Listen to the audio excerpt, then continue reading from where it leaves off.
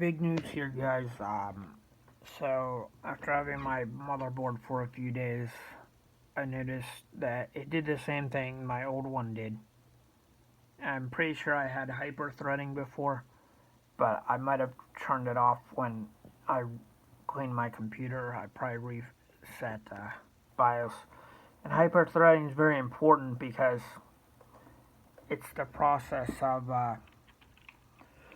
using your iCore 3 as a quad core CPU. i5s and i7s don't have that. Actually, I think i5s are just dual core. They're slower. So you have to enable it on BIOS, but I always assumed it was on because I'd go to msconfig, right, and I'd go to I'd go over here to advanced options and say 4, and that would remain checked. So I didn't think anything of it, but I actually do think you have to enable it in BIOS as well.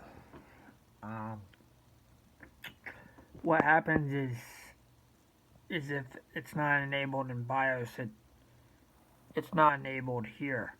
So I'll be surfing YouTube, and sometimes I'll have to refresh the page. So I have 10 gigs. If I have 8 gigs, it will fix the problem. But if I have 10 gigs, it won't load the page, like you'll have to refresh.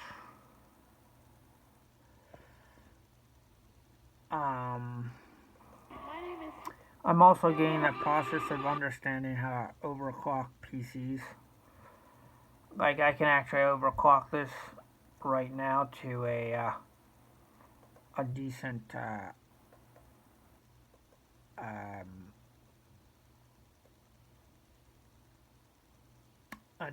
decent like I can overclock in your PS4 800 megahertz, and that's pretty good. But hyper-threading is very important because it might stop CPU glitches. Like, not CPU glitches, but, like it might prevent your RAM from being slow.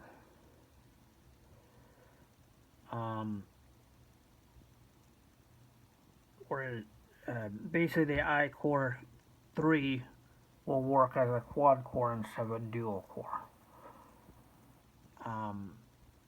So, it'll work a lot better.